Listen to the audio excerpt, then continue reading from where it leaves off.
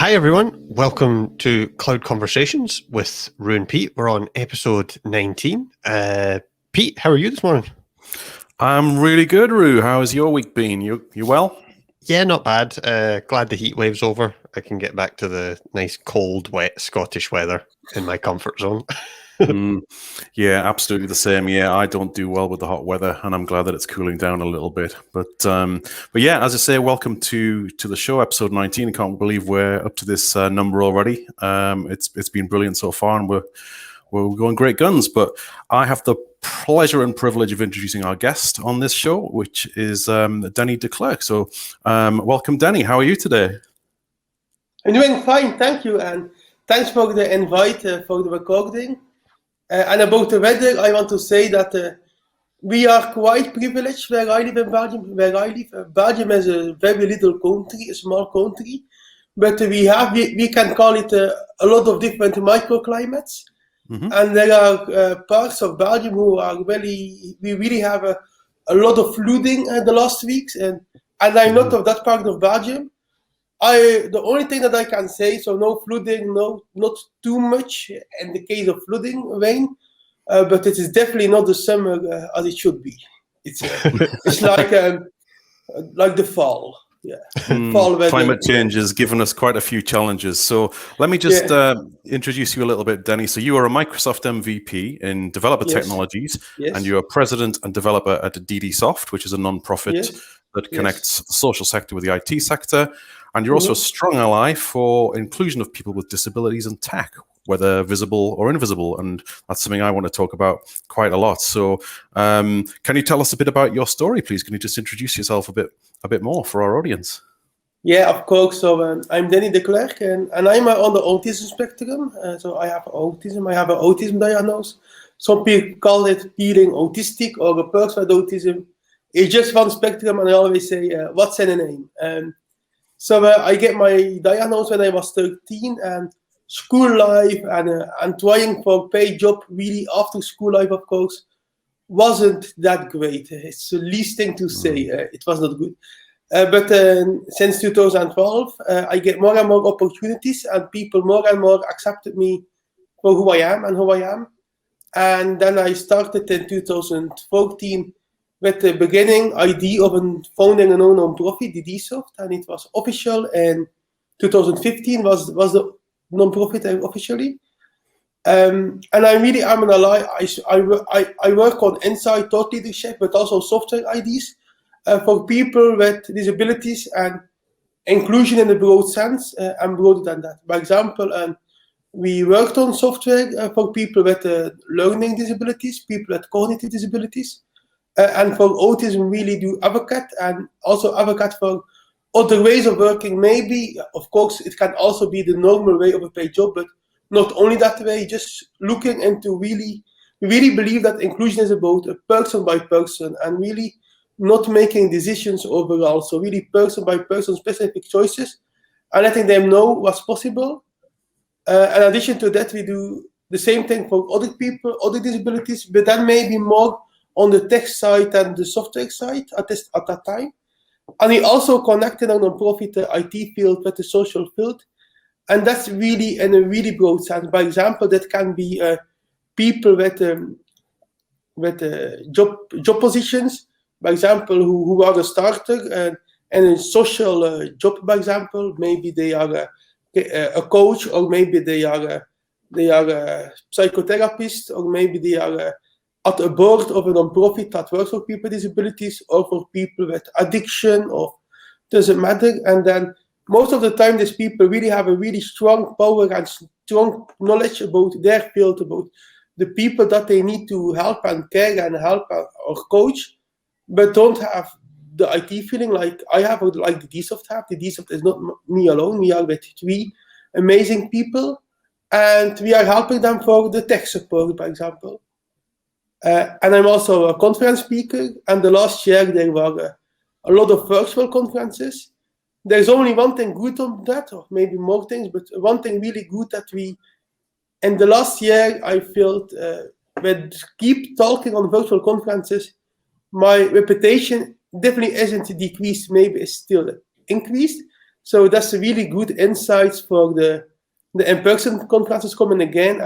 As I said, I'm Mr. Dreaming and Believing, so I'm quite positive that this fall we really will start having normal fun life. It's starting, as I said, maybe some conferences will be hybrid, some will be virtual, some in-person ones, but I believe in a good start again, and I'm really happy that the speakers, not only me, but all the speakers who really were dedicated during the pandemic, doing the same, because a virtual conference is definitely not the same as an in-person one. It's definitely not as nice as a speaker, but also not as an attendee. But I really believe the people who did it, who hold it on, they will be amazing times. Coming soon. yeah. Very things soon. things are kind of getting back to normal. It seems like. Do you have any? Do you have any in-person speaking engagements coming up? Anything on the horizon? Yeah, there's one. I'm afraid I'm not allowed to tell because there was I get a mail that I'm accepted, and I am not the website and the agenda isn't published. So I really want to keep the privacy for that conference. It's in Europe, that I want to say. I'm in Belgium. Okay. It's not a Belgian conference, but in Europe. But I not say anything more than that. Just privacy for the conference. And I know the committees all love and like that. And then I have one very special one. Yeah, it's all special, also Europe, but in case of a COVID-19 restriction, and also in case of my live teams, the States, I have one in the States, Kansas City DEFCON. It's already on the agenda, it's published, so I am allowed to say the names. And yeah, it's in the States, it's in Kansas City, it's in September, it's quite early. And I said I'm pretty hopeful and positive thinking and dreaming and believing. It will be fun. It should be special, and then if I say special, I call it the typical Denny thing. Let's say my very first conference was not in Belgium or not in Europe. Most of the speakers start very local, maybe in their own country or in the countries around them. And so I live in Belgium, and my very first conference was in 2017, and that was in Sydney, in Australia. So NDC Sydney. Was the first one picked me. I was completely unknown. I was, of course, not an MVP. I wasn't yet a public speaker. They made me a public speaker, and completely the other side of the world. So that's the power of making a good abstract and making a good bio, because nobody knew me, and they just took me on my abstracts and my bio. So that's really something you really have to rehearse if you want to become a speaker. Yeah, and I said it should be a typical Denny thing. These are most of the time strange things. And if we call the first conference in my life, in my career, that was at the other side of the world. Let's say the first conference again after the pandemic, it seems that it will be again at the other side of the world, but the other side in the States. So that's the reason I really feel it will be happening, because it's such a unique and special thing. And most of the time, and that's also part of autism, because I guess we're also going to talk about autism. Sometimes I get strange opportunities and even make strange decisions, but also opportunities that's just weird. And maybe I have the feeling that it will happen, because it's a typical Denny thing. Yeah, I love that. That's great. And then there are two conferences, one or two at this time. One in the UK. That I'm not selected yet as a speaker, but even if I'm not selected as a speaker, I'm going to go. I go to buy tickets. It's a South Coast Summit, and of course, I hope I will be selected as a speaker. Because I want to talk about my passion. But even if I'm not selected, I plan to go, because it's a peer conference, and I guess we can do it at my non-profit. Go to there and some network. This is of course, awesome. if the committee is looking, they don't need to say, "Oh no, we don't accept him because he would come either." No, I want to speak, of course. I definitely will be at South Coast Summit speaking on that. But it shouldn't be a reason for the speakers for not selecting me, of course. But I will be there. Yeah, I will be at the. Are you going to South Coast Summit, Roo? To be confirmed. We'll see. To be confirmed. I'm going to be there. I've got a couple of, because I'm part of the organising team for it. So oh my god!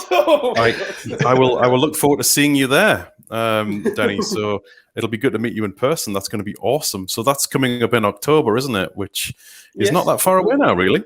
No, definitely not. Fantastic. But I love how you say that's a typical Denny thing. I love how You're so positive about everything that you do, and you've just been absolutely brilliant. So love that so much. But anyway, I need to get my teeth in because I've forgotten what I was going to say. I do this sometimes. My brain freezes. Your dentures falling out. My dentures are falling out. I thought you said I'm going to be ready for my pension, which is also quite true. But let's talk. Happy birthday, by the way. Yeah, let's get that in. Happy birthday, yeah. Oh, yes, it was my birthday a couple of days ago. I was 49. Oh, happy birthday! Yeah. Thank you so much. And I'm feeling it. I'm very much feeling my age. But let's talk a little bit. It's a good thing. It's a good thing. If you, it is, isn't it? Let's talk a little bit, if you don't mind, about autism. And many people who listen and watch the show will know about me that I have autism in my life as well. My 11-year-old son Oliver has quite severe autism, and one of the things that I always like to educate people on, because there's still a lot of lack of awareness I find about autism in the world, but it's growing, it's getting better. But a lot of people don't understand that it is a massive spectrum.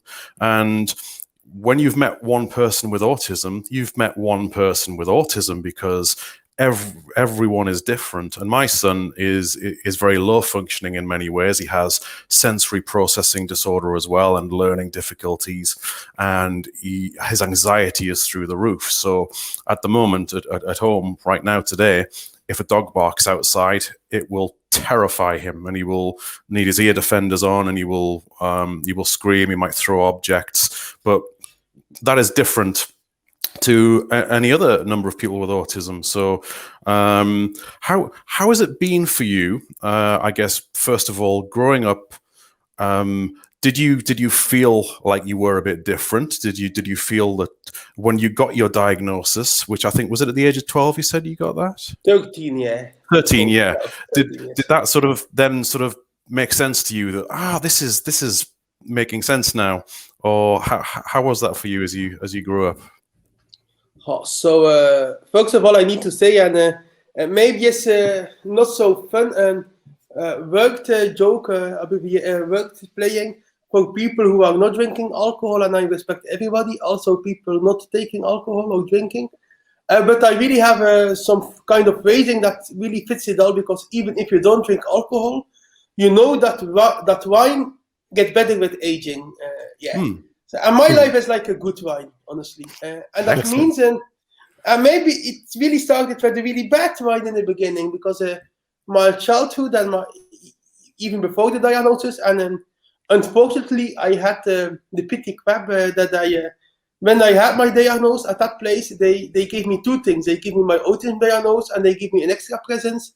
That was a trauma on that place. I really have a trauma at that clinic, at that child psychiatry, where they diagnosed me, and then I had years. It's not diagnosed yet, but I think the chance is pretty huge that I have autism and also a PTSD. But there are reasons that I not have a diagnosis for this. Sometimes you can have a disorder or a situation, let's call it. But doctor diagnose, that doesn't mean that you don't have, and then you can act like you think that you have it and take some safety measures. And then in my school, after that, then I went to a school for people with autism. So when I got my autism, honestly, the trauma of the clinic was way too hard to really stand still with my autism. I know for my parents, they said, for them it was breathing. Oh my God, no, we know what it is. Okay, Dennie was strange. Dennie did strange things, but we know it has a reason. It's autism, and we didn't think on that. And next to that, they didn't know. I couldn't speak about how traumatizing the diagnosis process was in that clinic. So they didn't know that. So they really were in the happy part. We know what it is, and they even didn't need to make too much worries about the trauma, because they didn't know I couldn't talk about it. So for me, my parents, oh my God, my parents, it was really, oh my God, enlightening. We know what it is, and they didn't need to worry too lot. Then I went to a school for people with autism, and then that was really something that I really offended me and really makes me angry and frustrated as an ally for people with all inclusion. I was bullied a lot, and even in a school for people on the spectrum with autism. So all the other students have autism or were autistic. So that what made me special. And I was also again bullied a lot. So that's something that still frustrates me if I can be honest. And I think you can be honest if you are in a conversation. And then after that school, I really wanted to be a software developer, a programmer. Unfortunately, they say that's not possible for me because at that school, unfortunately, the level of math was way too low. So they couldn't give me, they said even to my parents, very discouraged, my parents to for Denny going to university college because it will cost a lot of money and it wouldn't succeed. So and then I need to go. The only job that I then got with the diploma that I had was in a job for people, a company for people with disabilities. And there I was again very unhappy and even was bullied by some adult coworkers. Yeah, and then at that time you have also other life next to your work at your school. So I started going out. Even when I go out to discotheques or other parties, most of the time I get bullied. It was not fun, honestly. But fortunately, I have my developer hobby, my programming hobby, and I could have fun in my room trying to hack on and program something. And only in my life, or just the wine gets really good, and it started to really the first phase of the wiping, let's call it, was in 2012, where a non-profit really gave me the opportunity to be there as an in-house volunteer developer. So it was a volunteer job. For me, it was pretty okay because they said they lead me into a fee for people with disabilities, a fee to live with. In Belgium, you can have that. Of course, I need to go to a committee of doctors, but being a volunteer and not having money for my job was way better than working in a factory for people with disabilities where I was really unhappy, and they guarantee me with some income, a fee, and they even help. That was Ithaca and Ostende. Are really good people you are allowed to mention. Bad things I don't mention. It's intentionally because I want to be good for the community and for the people. So intentionally, I don't talk about, I say the name of the school where I was bullied. I don't say the place of the clinic where I got the trauma. I really believe you need to be positive. And only you can say things and you can be honest, of course, and vulnerable and honest, but you don't need to put places or people in bad credit for your situation. But the good things, of course, I mentioned that there was Ithaca, a coaching center in Ostend. They really believed in me and they really helped me also to get that fee and get the position. The trust in myself is erupted. It was exponentially. The years at the factory, the trust in myself even was gone because, you develop things, you can't show anything, nobody believes in you. Even when I said, talk to my coworkers about my hobby, then that was programming, they said, oh my God, you cannot. That's not possible that you program. You are lying because you are working in a factory for people with disabilities and then you cannot do this. Oh my God. Then, the worst things. So in 2012, Ithaca raised me. The trust in myself was really going fast again. And then in 2014, I started next to Ithaca, and I'm still there. At this time, a half day in a week. The maximum time was 3.5 days in a week. And I'm back again to 1.5 in a day because my own non-profit that I started with the first steps, little tiny steps in 2014. And at this time, it's really, I really do what I want. I'm not getting money for living that, but I have my fee. We gaining traction and gaining budget from customers. Of course, that budget is on the bill on the bank account of the non-profit, but we can do things with that. Of course, we can make, for example, if I'm not, worst case scenario, if I'm not selected for South Coast Summit, we have some budget. It's not for my money, honestly. It's from the non-profit.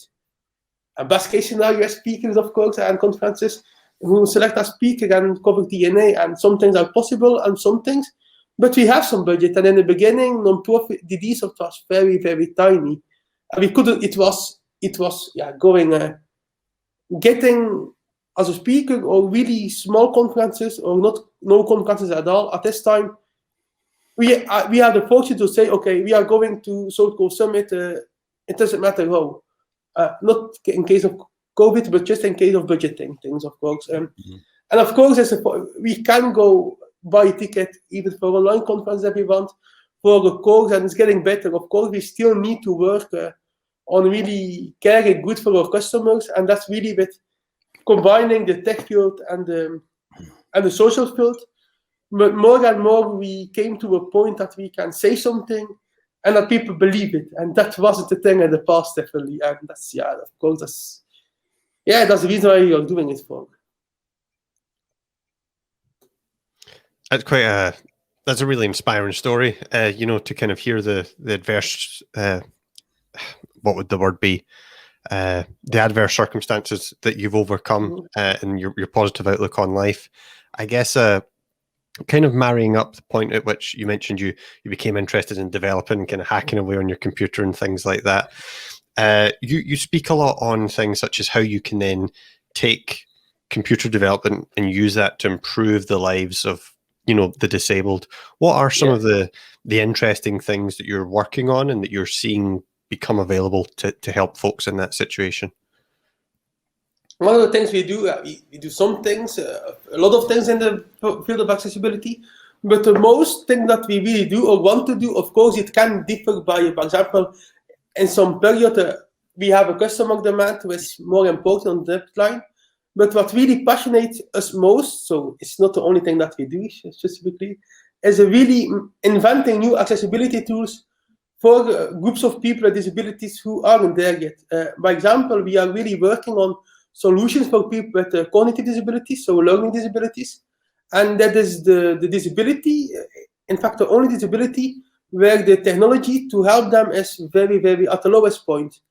Each kind of disabilities, I exclude autism intentionally. Why? In autism, you have two categories: people with autism who are very high or normal intellectual functioning. Then with little adjustment, they can help themselves. And of course, then you have the major tools, like example what Microsoft is doing in Visual Studio Code, for example, and even right now in Office 365, building some way of coloring, switching color schemes. Already does a lot. So for that thing, we don't need to invent a lot. Maybe we can help little tools and adjustment with Azure, by example, and with AI, just planning tools, but it's not the most critical part. And then for people who are blind, I really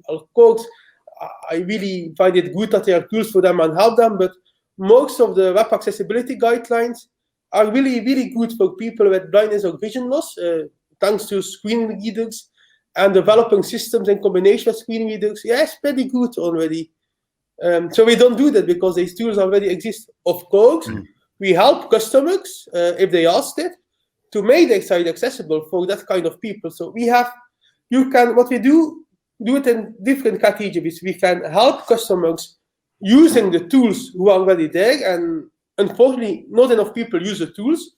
So we help them, but it's not really making the tools itself. The same for people with auditory difficulties. If you work with the good transcriptions and subtitles under the movies, the tools exist. We only can help customers or inspire people that speak at conferences or blogging that they use it. But what we are really passionate that we do sometimes in a week, we try to keep a day in it in a week to do that.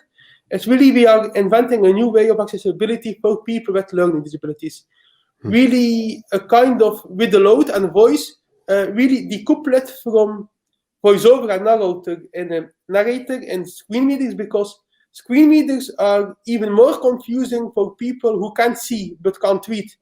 So people with learning disabilities, they can see, but they can't read. And if then they use a screen reader, they can't use it because, like example, if your eyes looking or pointing at some place on the screen, and voiceover screen readers really always start from a top left to bottom right, and this kind of Europe where the reading order, and the world where the reading order is a top left, bottom right, of course, screen readers are adjusted. So if you live in a part of the world that the reading order is a bottom right to top left, it will do, of course, in the right reading order in that region, of course, bottom right, top left.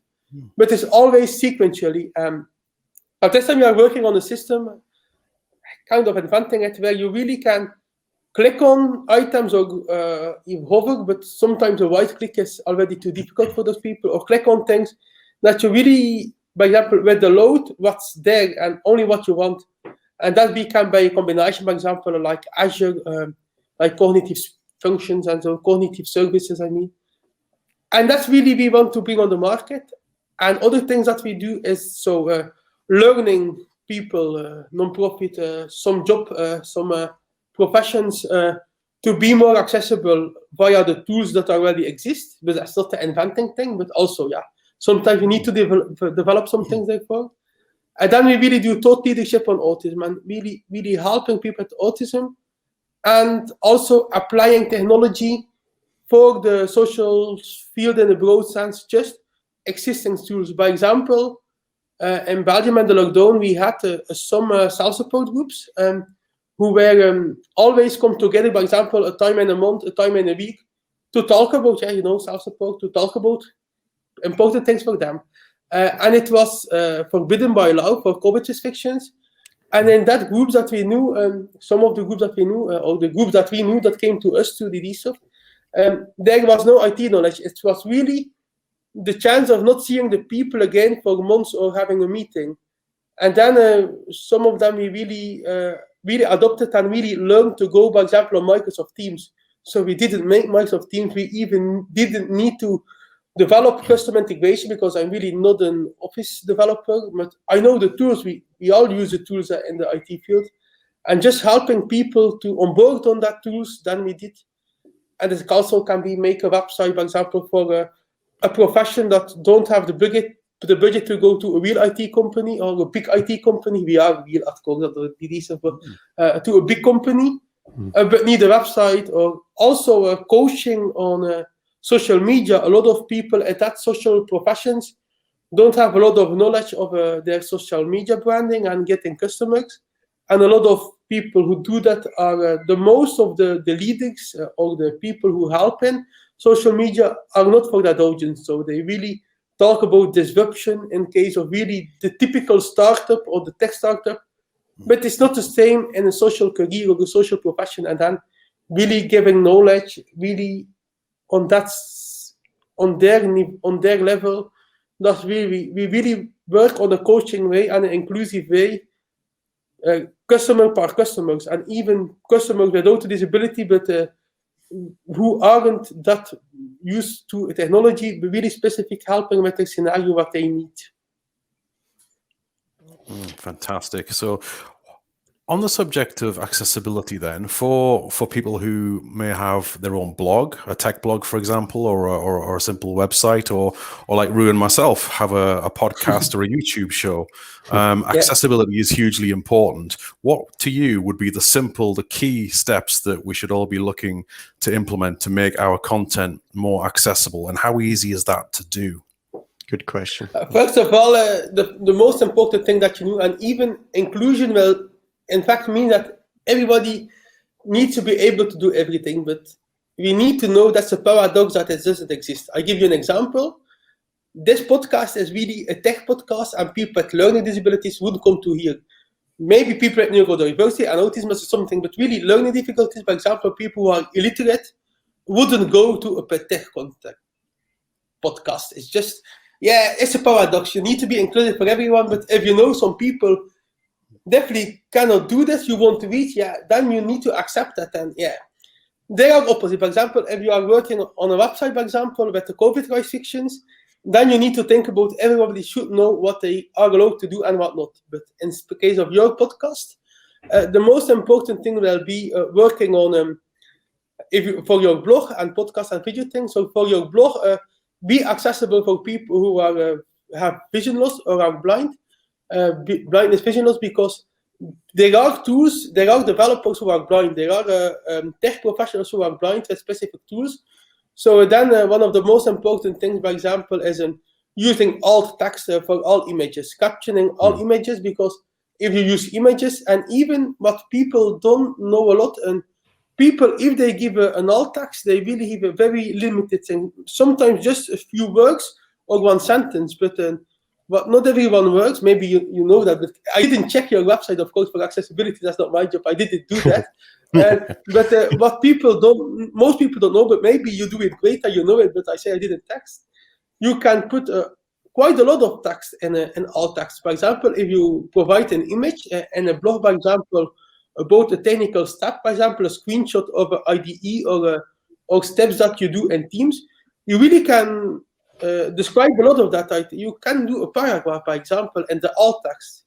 So not only here, this is a picture how it should work. No, that's nothing. No, that's not an alt text. No, because the people with vision loss, they didn't read that, and so a screen reader reads the alt text. So a huge, quite of a good work with alt text, and of course then the basic accessibility using the header use, header 1, 2, 3 in the white order. Also really important to work with the new, quite new, it's not new anymore, but with the semantic HTML who came with the HTML5. Unfortunately, there are still websites on the web working with older versions of HTML and who are not semantics, who are still HTML4. There are still websites, so it's not good for the modern screen reading tools. So a good website, HTML5, with the right usage, for example, with the right text, with the right tags, work section, paragraphs, divs on the right way, header, footer. That wasn't there, by example, in HTML4. It was just a div header and a div footer. No, there are a separate things for that in HTML5. So good semantic things, good alt text. And then the most important thing, that's for blindness. Then the other disability of a group of people with disabilities that you can cover, that people are definitely coming or can be potential users of your website, blogs, vlogs. These are people with color blindness. A lot of people have color blindness, more than you think. And then it's really important for those people that the color usage is good, enough contrast. And so for people who are colorblind, is the contrast between the color important. And that's really something that really annoys and frustrates me. There's no people in that sector, I hope. No, I didn't see that. But quite know the new Insta influencers on Instagram. I really don't want to stigmatize them because I thought I'm against stigmatization, but sometimes you still do it because we are in a world where it's not perfect yet. How many Insta influencers are using infographics who are with a color scheme that you definitely know that people with color blindness can't read. So, right. And they lose themselves. They lose a potential group of people that they can influence. So the influencer, maybe they are carving in their skin because they lose some people and people who are colorblind. A lot of males have that. So so they really want something as influencer. They really want to reach an audience and brands, and then they use infographics or blogs or images, like on Canva.com. And it's still. I'm not against Canva, but it should be forbidden for tools that is so easy to make inaccessible. Color schemes, for example. And of course, I'm not against Canva. Maybe I use also Canva if I need to do a promotion for DDSoft.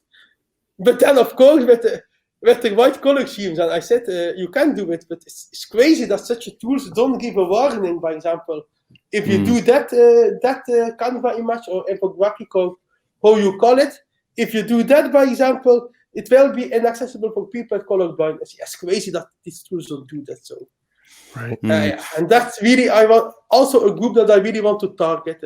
I don't have customers with that in that group yet. But I try to target them, but it's also really main accessibility that really reach a lot of people. And then you can think about people on autism spectrum. There are some things for blogs, podcasts, vlogs, and websites that you can think about, even for the people who are normal to high cognitive functioning, and that is really working on the order and the structure. And then it's really important so that the blog or website blog, the order and the structure is good, is logic, really important for all people, also for people who are working with the screen readers, of course, but definitely also for people with autism and even people with the mental health situations. You can also do accessible, just really providing the info. And that, of course, is with the structure of your website, Another thing that you can do, and that's really important for blogs and vlogs, and then for a podcast and vlogs, that I call a vlog. So a podcast recording on YouTube, I call it a vlog, just to make it easy. And a podcast, for me, I just call it a where there's only audio and no video. It's just, I don't ever use it. Maybe I can ask you if I'm using the right terminology or not. Yeah, I'd say that's fair to say. Yeah, blog. I'd say that's fair to say. When I think of podcast, I think of audio only. Only, yes. It seems that these days, with the prevalence of YouTube, it seems that a lot of podcasts now also do the accompanying video, and I guess that's kind of where we fall in. But I think historically that's been called something like a vlog, if it's been one person doing a video cast onto YouTube. Yeah, so I think of this as a podcast as well, definitely. It's a podcast, you think, not a vlog, but a podcast, you think. Okay. Well, I think it's both, because I often introduce this show as the Microsoft 365 and community podcast / YouTube show. So I describe it as both. Yeah, but it's always during the pandemic. It was already a bit before the pandemic that it started with the YouTube functions like that. And then, of course, it really doubled down or tripled down even in the pandemic. It was, I call it, who call it? I'm not coming on the word. It doesn't matter. But it's really a big increase.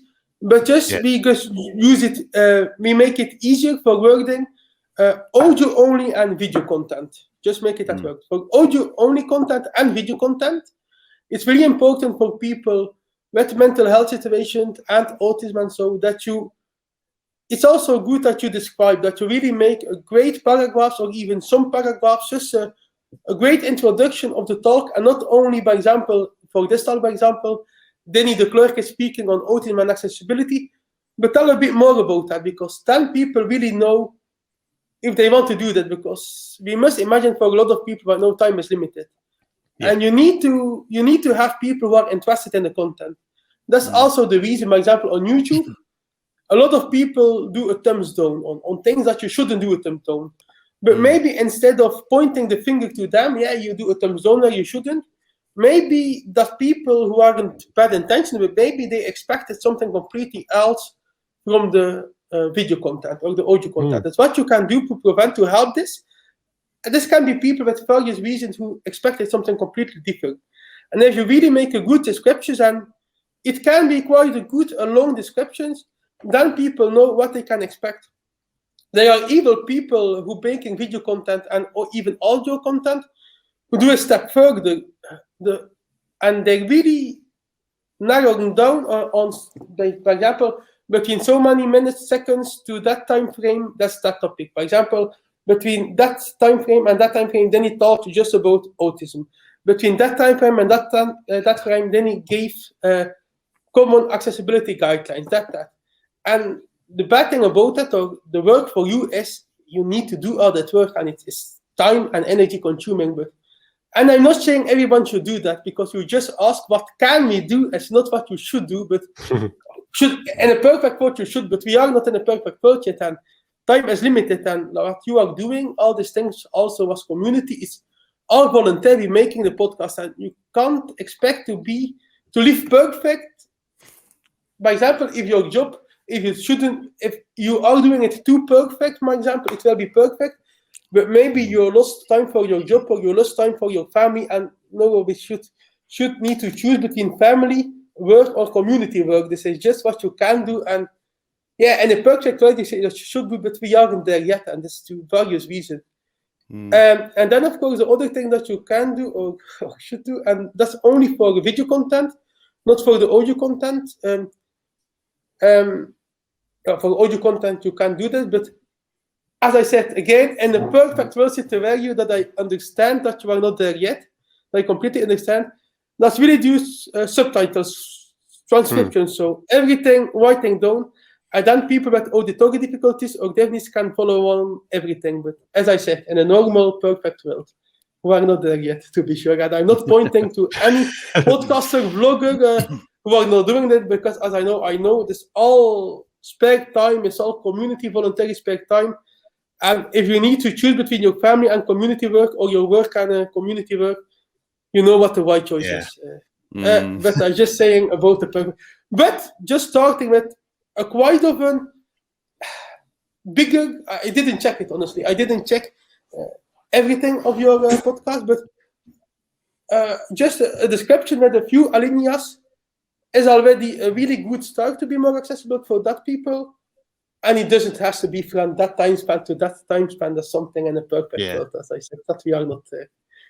I think we do try, because like you said, our shows, we can be about an hour long sometimes, and that's a big investment of someone's time. So one thing we do try and do is, when we're advertising the show, we try and be quite descriptive about saying, well, I'm asking for an hour of your time, here's what you'll get in return for it. So we'll tell folks what they're going to get. And one of the interesting things I picked up from you there was you mentioned things such as the timestamps are useful, and then also transcripts.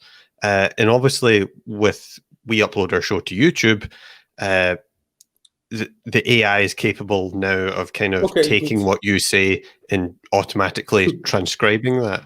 Yeah. And I guess, and I think that there's Microsoft cognitive services are doing quite a bit in that space as well. Is that right? Mm-hmm. Yeah, a lot of things. Yeah, I really love what some cognitive services are doing. And so I really work a lot about the speech for cognitive services, but also I played with the text and image generation, and yeah, there's a lot of things.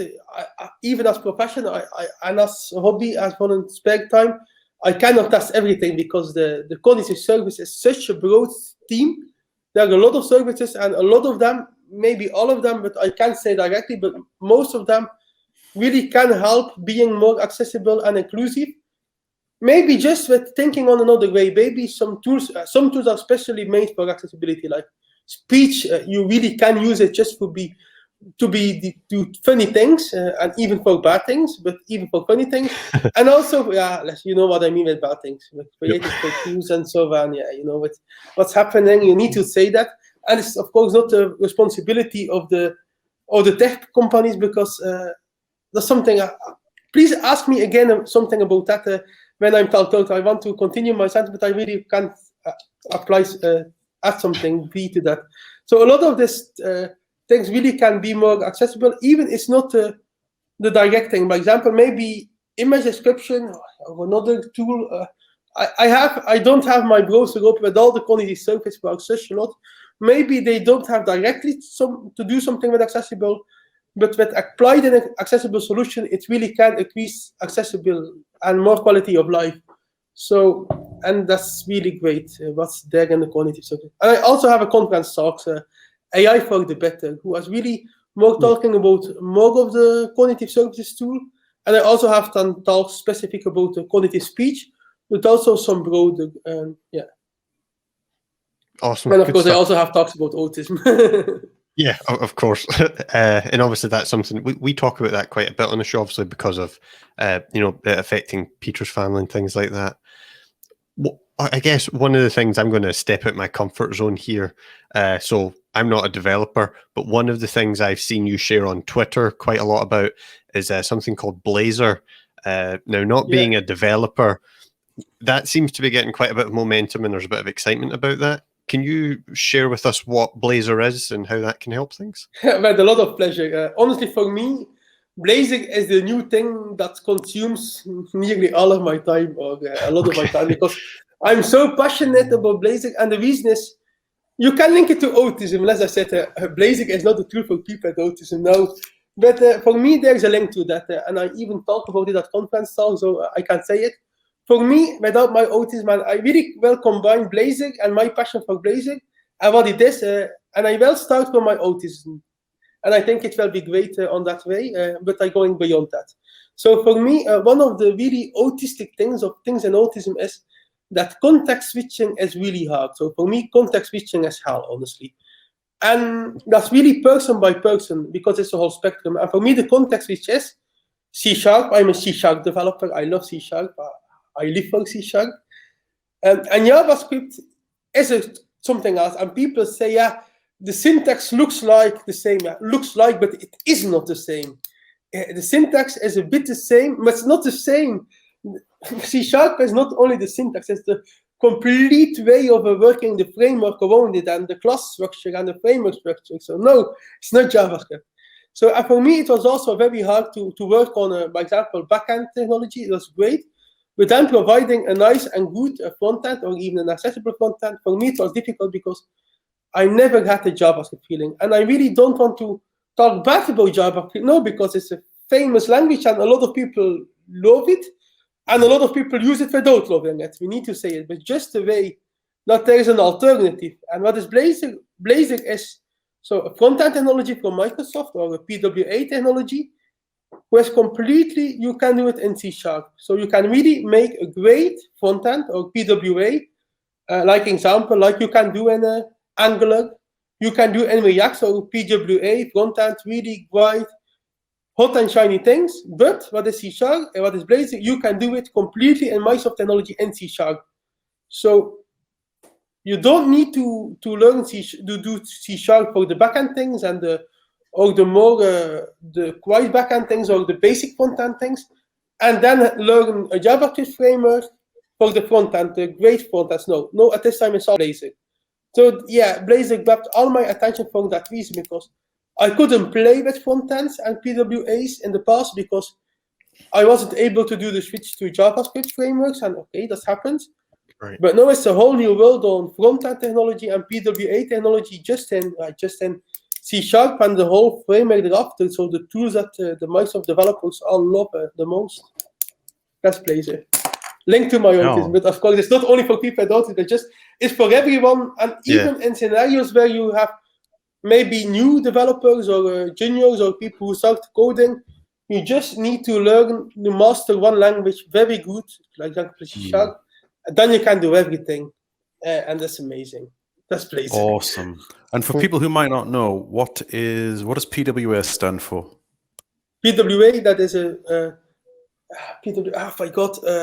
progressive web application. Progressive web application. These are more web applications, not only websites, but really applications.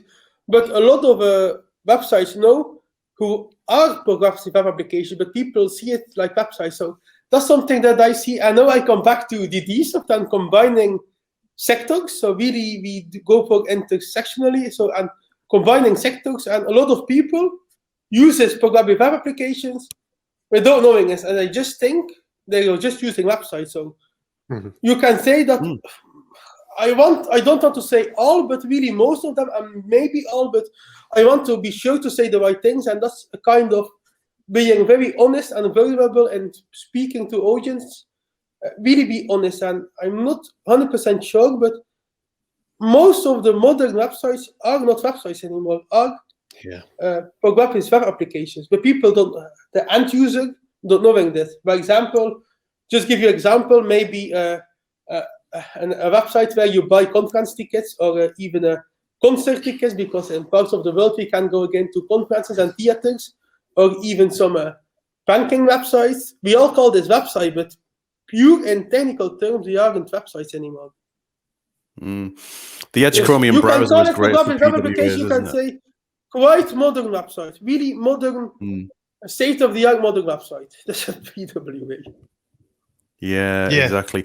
I've used it in Edge Chromium quite a lot to do things like having another Teams login on my screen in Edge Chromium. And it's really simple. All you do is just go on the settings menu and install this as an app, and boom, there it is. It's so convenient. So I love it. Absolutely love it.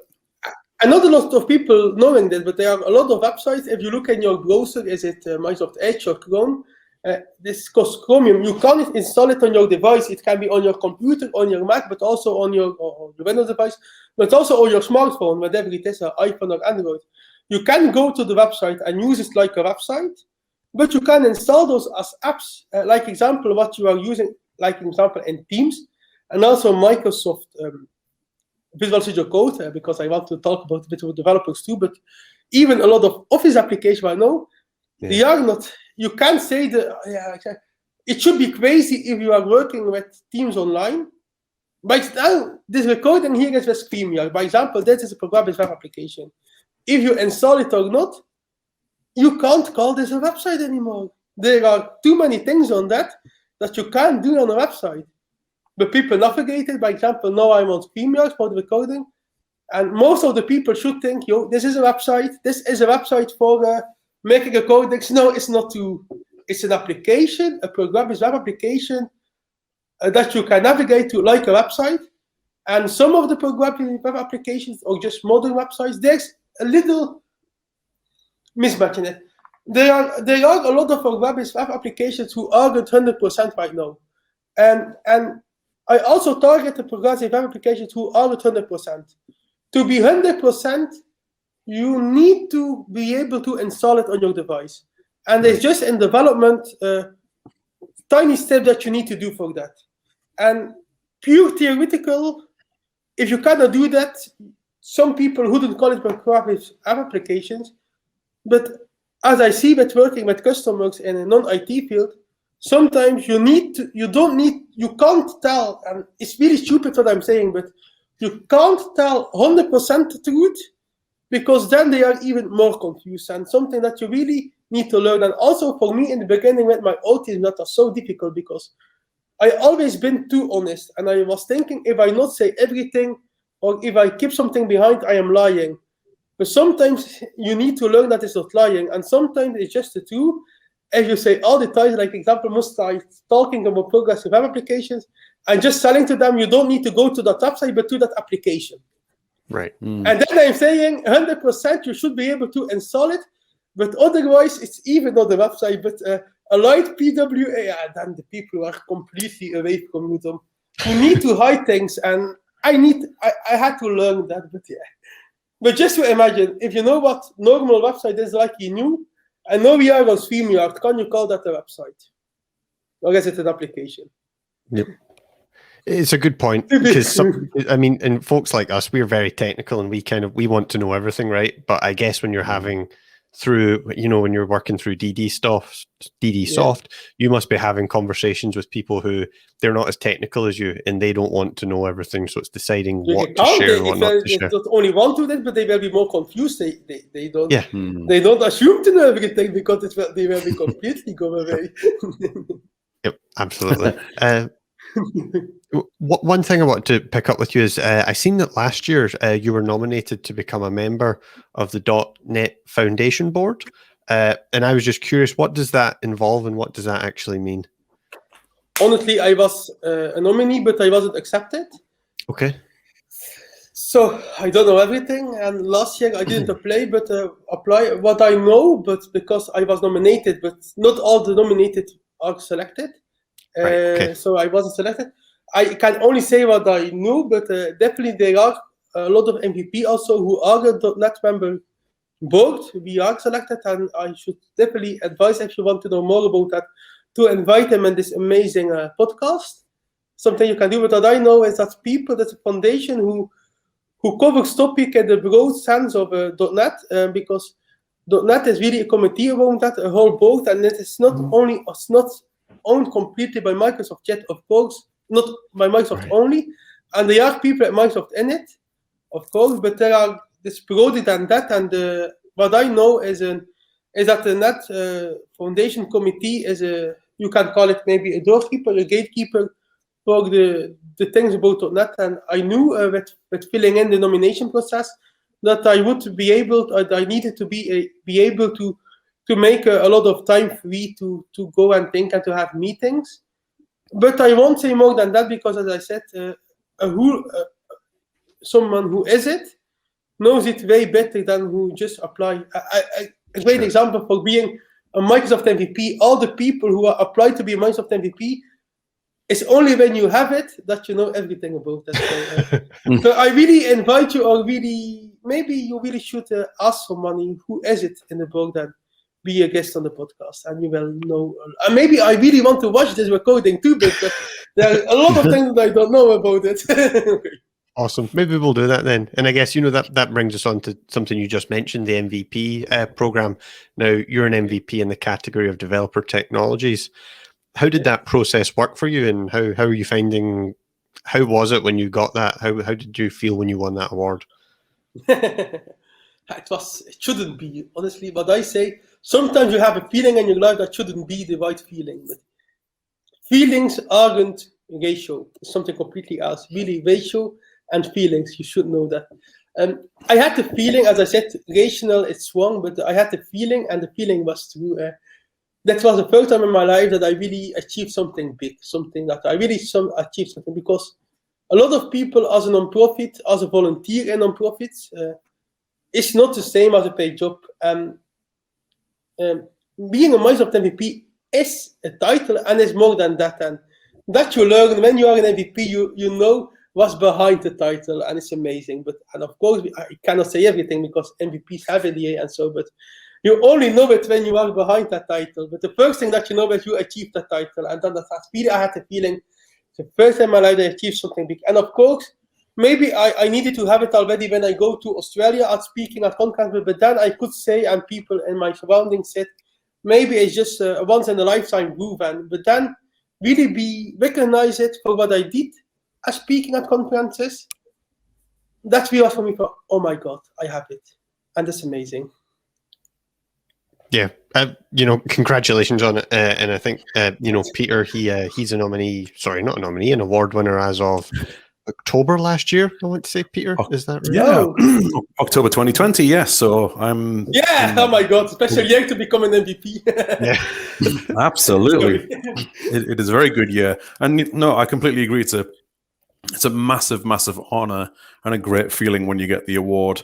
But as many people have said, who've been on the show, it's not what it's about. It's a nice rubber stamp. It's a nice badge, but it's no more than that. At the end of the day, we do this because we love it. We love being part of this community and giving back and trying to learn. It's all about learning at the end of the day, and helping, and that's why we've got and being there, helping, learning and helping and being there. And you also know there are things that you are not allowed to say, but the first thing is the title, and yes, I have it, and then the magic comes thereafter. And it's you still always will be proud of that, of course, yes. Yeah, and there's always something new to learn, isn't there? And that's why we invite everyone on our show has a different story to tell and a different perspective, and we learn something from everyone who comes on, and it's absolutely brilliant for that. So brilliant community. There's nothing quite like it that I've ever come across. The people are amazing. They're so generous with their time. They're so giving, and they want to help. Not normal. It's not, is it? It's really not. It's extraordinary. I have people from the other side of the world, or from all the world, not only the other side.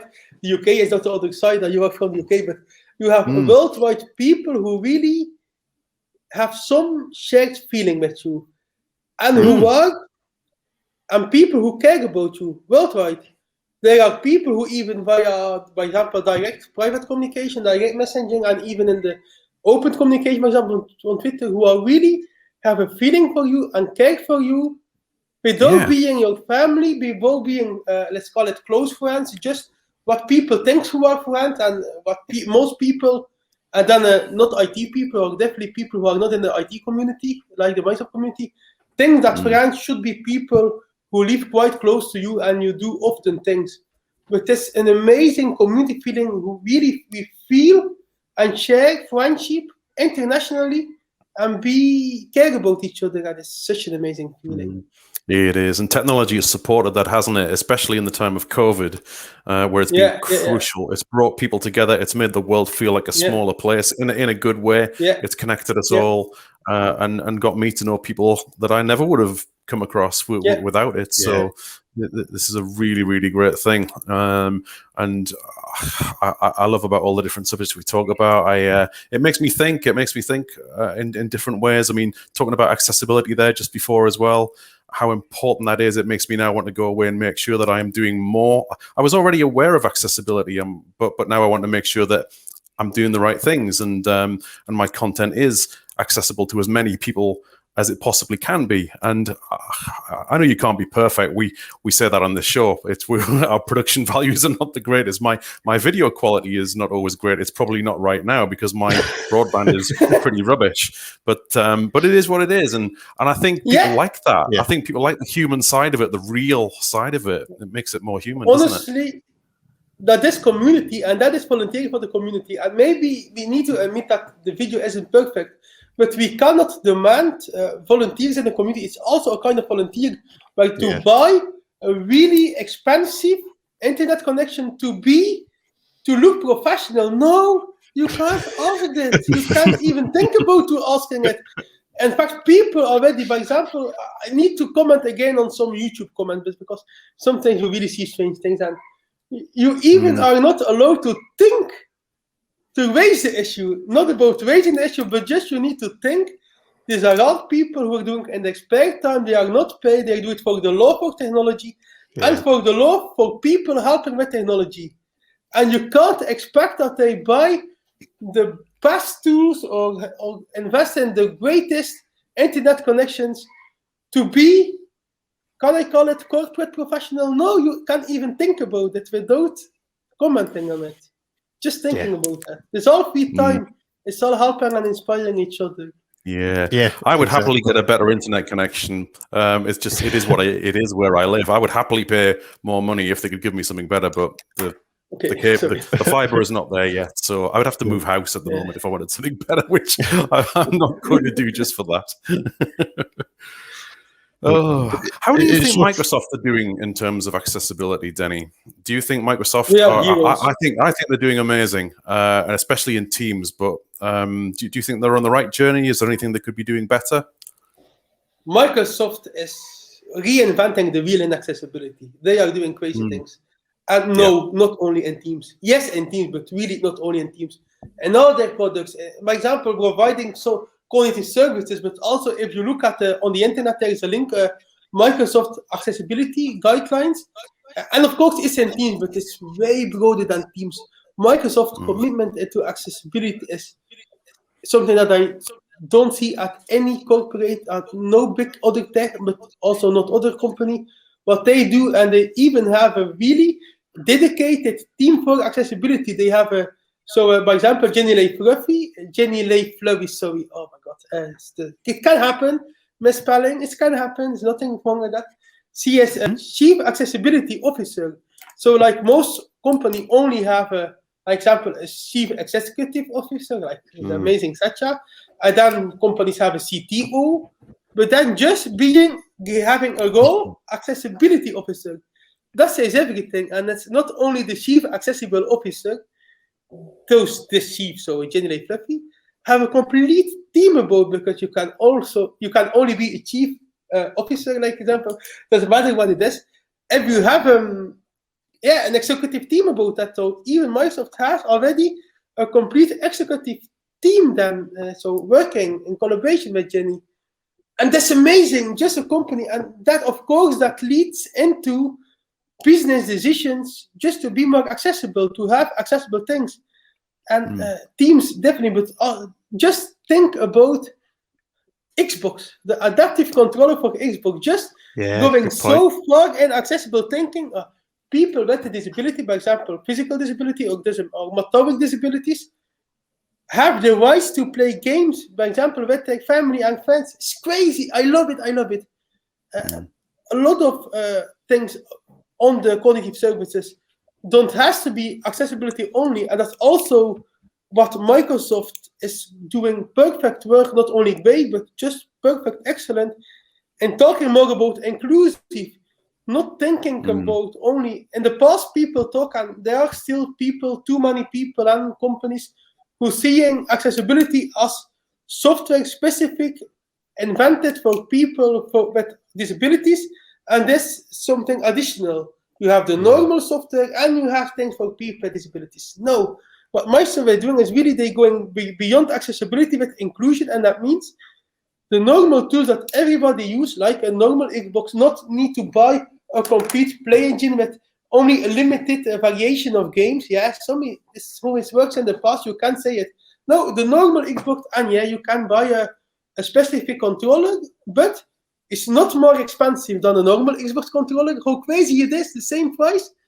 And it works on all the games, so not only on a specific subset of games. Accessibility, and then I go to inclusion. I mean, what they are doing on AI, for example, cognitive services, some services you can't use for everything.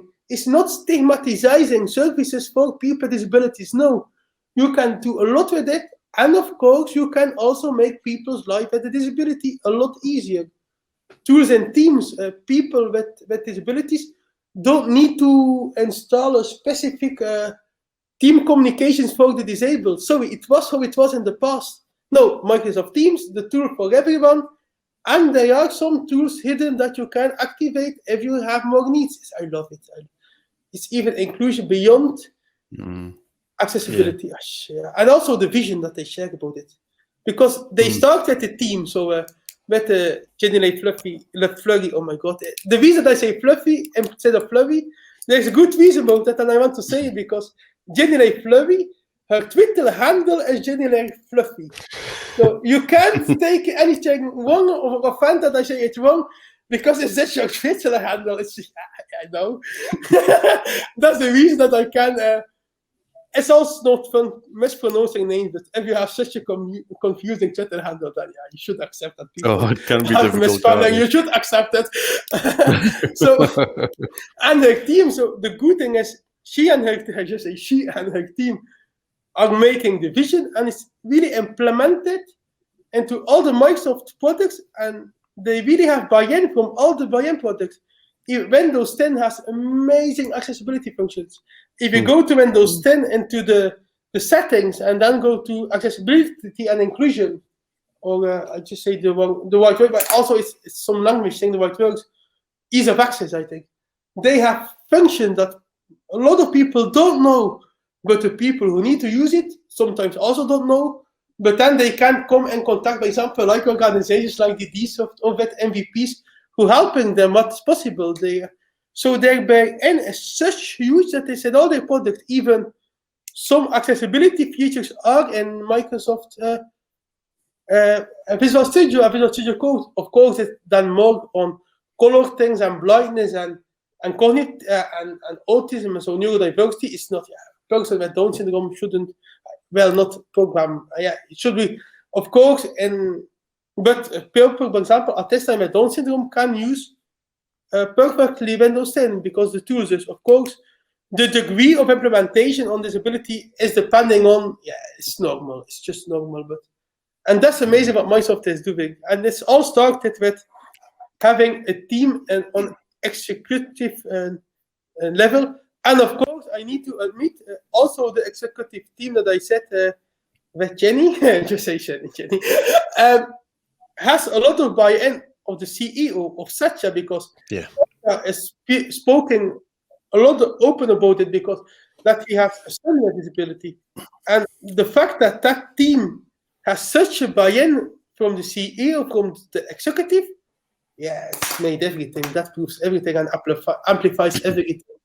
Yeah, totally agree. When you talk about inclusivity, one thing that is very, very important, and you see on a lot of Microsoft events and sessions, is to have a code of conduct as well. And on a recent one that you and I were both on not too long ago, Denny, Claire Smith, who is the MVP community lead for the UK, she shared a wonderful code of conduct slide, which she said we were all welcome to use. And let me just try and share it a moment. Let's just try and do something a little different and see if I can share that with everybody. And let's go through that and just and make people aware of nice one. of the sort of things that you can be doing. So here it is. Here's a code of conduct. And it seems like being welcoming and respectful, being aware of others, open to all questions and viewpoints and understanding of differences, be friendly and patient, and be kind and considerate to others. So this is something I think we can all take and use, and it'll help us to have more empathy with people and appreciate people's points of view. But on the audience guidance side there, Denny, there's some things that we've talked about there, like the immersive reader and the alt text that you've mentioned as well. So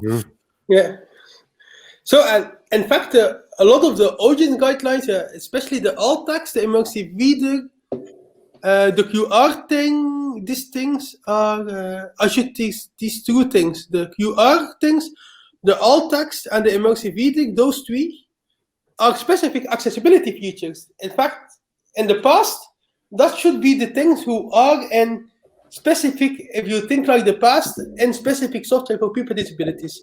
And that's really being inclusive. That's the accessibility integration for people with more needs, inclusive in the normal software and the justice software that everyone uses. And of course, the other guidelines, the other next to those, are just inclusive guidelines. And that's what this may be strange to say it, and I definitely know that I can't say it. What Microsoft doing right now in this times, and it's all started a few years ago already, just going further into that, is my biggest fantasies and desires that I have when I started with the DDSoft, without being Microsoft MVP, without being at a lot of conferences, but I also already loved Microsoft. They do everything that I dreamed about, and the fact they are combining inclusion and accessibility.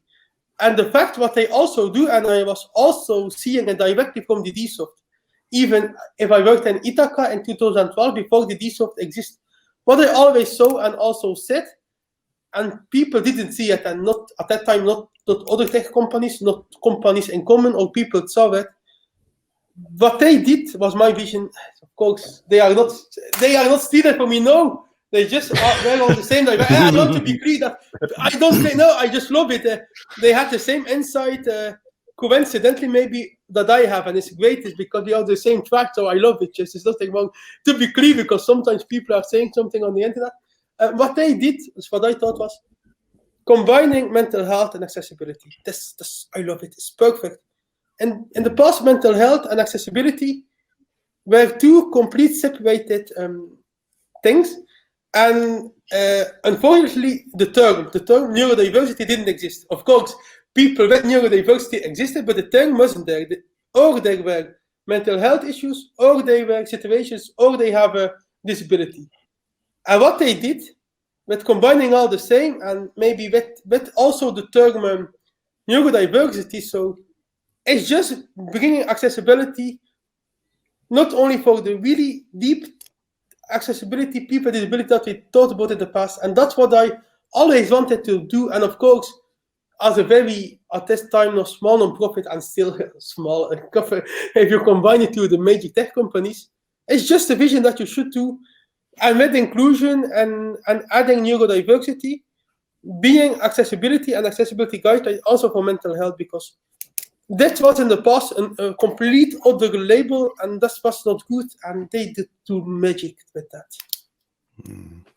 Absolutely, absolutely. And to be fair, a lot of the big tech companies do this now, but specifically with Microsoft, they put their money where their mouth is. They're not just saying this stuff, they're doing it. And I like the example you gave earlier about the Xbox accessibility controller.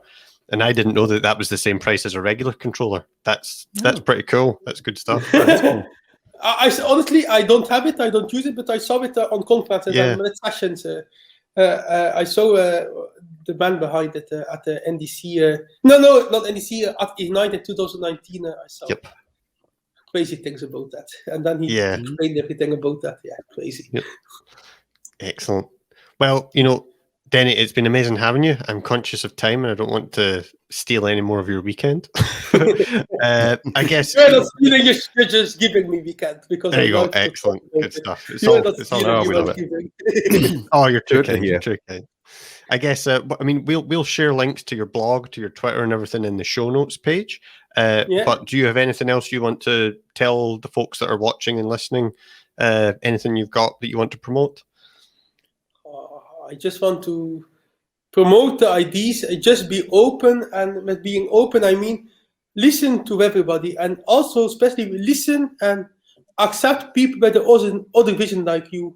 And inclusion and accessibility and mental health, other ways of thinking, is really decreased since the pandemic and COVID pandemic. And people are more and more really rigid with people with not thinking their vision. So there are people who don't accept people who still want to travel and want to speak. There are people who are just thinking, if you want to speak at conferences, at this time you are criminal. There are people who saying pro and contra the vaccination thing, and nothing about what your vision is. Just try to accept that not everyone thinks like you. That's also inclusion, and that's being good for everybody. And know and accept that not everybody see what you see. And that's also intersectionally in the broader sense. Be open, and for people who will go a bit further in that, and but not everybody is ready for that, be vulnerable and honest and explain. What a wonderful message. I hope to see a lot of folks And especially for the speakers who are watching it, MVP or not MVPs, conference speakers or people who attend a lot of conferences in the past in person, keep holding on. I have the feeling that it's not so long anymore. Great stuff. Oh, I love your optimism. It's brilliant. Keep Yes. Sure. Dreaming is believing, I need will. to add. Dreaming is believing. Good stuff. Okay, well, we'll wrap up. Denny, it's been a pleasure. Loved meeting you. We'd love to have you back on the show. Whenever you get anything you want to share, just give us a shout, and we'd love to have this conversation again. Nice. Good stuff. Pete, pleasure as always. Thank you. Yes, don't forget to check us out on Twitter at CloudRuinPete and on our YouTube channel and on your favorite podcast application, whether that be Spotify or Google or Apple or Anchor Podcasts, wherever. We're not hard to find. But thanks for joining us as ever. Thank you, Denny. It's been an absolute pleasure. I've learned so much. And as we said, just to echo that, we will definitely want to invite you back in the future. So keep in touch. Let us know if there's anything we can do to help you and amplify what you're doing. And thanks for joining us. We'll see you next time. Catch you down the road. See you next time. Bye-bye. Great. See you next time. Cheers, guys. Bye. Bye. Cheers.